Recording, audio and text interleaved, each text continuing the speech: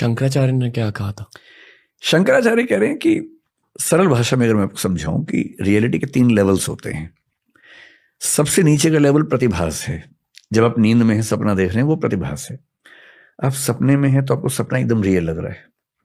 सपने में शेर आ गया, आप डर भी रहे हैं, पसीना भी आ रहा है, भाग भी रहे हैं, हाँफ भी रहे हैं, गिर भी रहे हैं, चोट भी लग रही है, खून भी बह रहा है, सब कुछ हो रहा है और आप एकदम उस मोमेंट को जी रहे हैं। अचानक नींद खुल गई और नींद खुलते समझ में आया कि अरे सब झूठ था। ये व्यवहार की दुनिया है जिसमें हम लोग बैठे हुए हैं। अब शंकर कह रहे हैं कि इंटरेस्टिंग बात है कि इसके बियॉन्ड भी एक दुनिया है। जैसे सपने से निकलते ही समझ में आता है कि सपने में सब झूठ था, वो चेतना से क्रिएट हो रहा था, रियल नहीं था। सपने का शेर, सपने की मेज फिजिकल लग रही थी, पर सपने से निकलते ही समझ में आया कि वो तो कॉन्शियसनेस ने मेज बनाई थी। वो लकड़ी की कहां थी? लकड़ी की समझ में आ रही थी पर लकड़ी की नहीं थी, वो तो विचार से बनी हुई थी। अब यहां आप बैठे, मैं बैठा हूं, कुर्सी है, ये माइक है, सब फिजिकल है।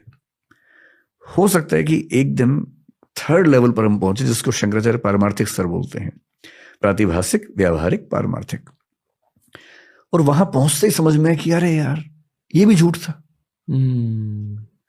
इसलिए वो बोलते हैं कि सत्य के 3 स्तर हैं और जब तक वो रेफ्यूट नहीं होता हमें सत्य लगता है। रेफ्यूट होते ही, और रेफ्यूट होने का मतलब नेक्स्ट लेवल पे जाना। नेक्स्ट लेवल ब्रह्म का लेवल है और वहां जाके समझ में आता है कि जो रियलिटी हम मान रहे थे वो सिर्फ परसेप्शन था। और फिलोसफी में कई लोग ऐसा मानते हैं कि हम जो परसीव करते हैं रियलिटी उतनी ही है और हमारे परसेप्शन से ही बन रही होती है। There is nothing real as such, reality is what we construct. ये बात पश्चिम में हीगल भी कह रहे हैं, पश्चिम में कांट भी। कांट तो यहां तक कह रहे हैं कि कप जो है हम जान ही नहीं सकते कैसा कप है, वी कैन ओनली परसीव। और जो हम परसीव करते हैं सब एक जैसा, that is phenomena, that is not noumena. Noumena is the ultimate reality. The cup in itself is noumena, the cup how we perceive is phenomena. तो हमारी बहुत लिमिटेशंस हैं। हम इस दुनिया को जितना समझने का दावा करते हैं, हम ढेला भर नहीं समझते दुनिया को, और दुनिया के बियॉन्ड भगवान को समझ लेंगे, ये तो बहुत बड़ी बात हो गई।